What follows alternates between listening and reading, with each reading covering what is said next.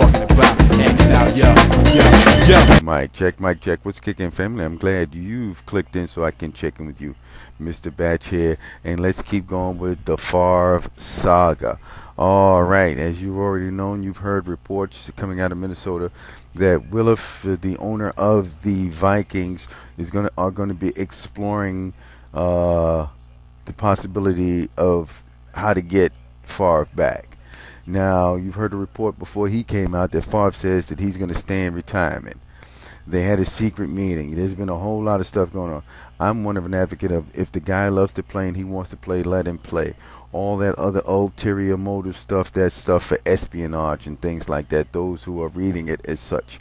I never heard Favre actually say he wants to stick it to the Green Bay Packers. No, I never really heard him say that. He wants the opportunity to play against them. Come on.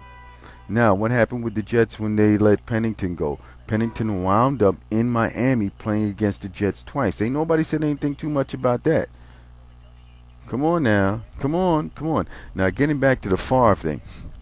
Now, with all this rigmarole and all this stuff coming out here, there was a report in the papers talking about when Favre was talking about coming back to the Vikings. It's still up in the air now, because now Kellen Clemens, they said, who was talking politically correct, they said to a man they wished him well, and but there were some people who were pretty bitter with him, a la like Thomas Jones last year, who had came out with who came and bashed Favre after the season was over, and almost like he rolled over, it was dead, and because the team ran out of gas, he ran out of gas come down the stretch of the season. But there is a statement here attributed to Jericho Crotchety, who was his main target that he hit from time to time.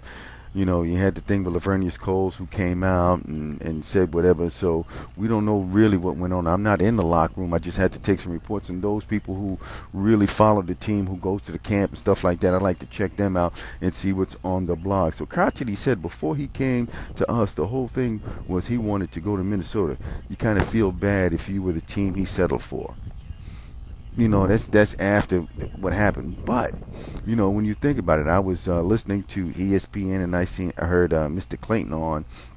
He's their football guy, and he was talking about a lot of these football experts say that Brett Favre right now is better than the quarterbacks in camp.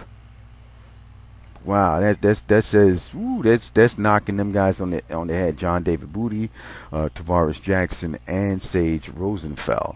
Now, they made the argument that Sage Rosenfeld has been traveling around, and he's been a journeyman quarterback, and he really hasn't settled down. And last year he had an opportunity to move further, and the team that he was at the helm of didn't do that well.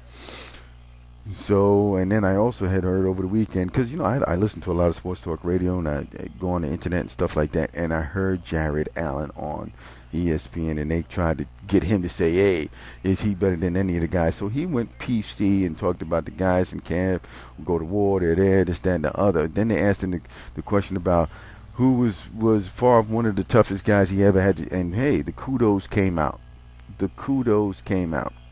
And then they ran another stat that before he finished up with the Green Bay, that he had a crazy percentage number of completions and how many times he won indoors in Minnesota. Ain't that something?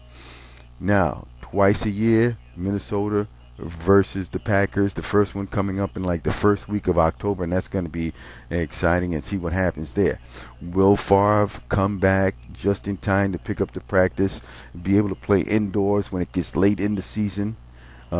Then again, Minnesota has a very easy schedule. I wouldn't say easy, but a schedule favorable for them to win and get a playoff run. Minnesota's built to win now. They're quarterback short of really getting over the top. Tavares Jackson's development has been shaky and up and down. He hasn't been really developed. We've got Sage Rosenfeld, who is at the helm now. Now, with Sage Rosenfeld at the helm, he's an upgrade from Tavares, but that's not the answer to put the Minnesota Vikings over the top.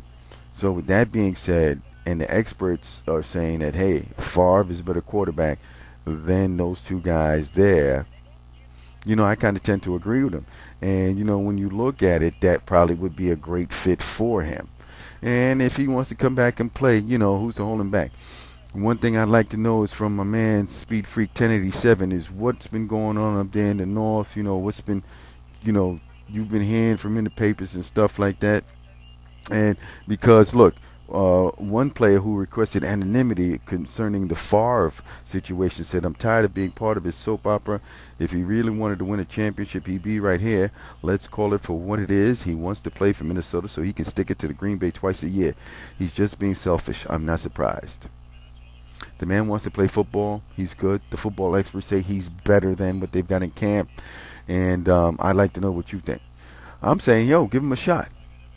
Make things exciting. Plus, what would his Madden numbers be? Yeah. You want the truth? Can you handle the truth? Yeah. I'm about to give it to you, living proof.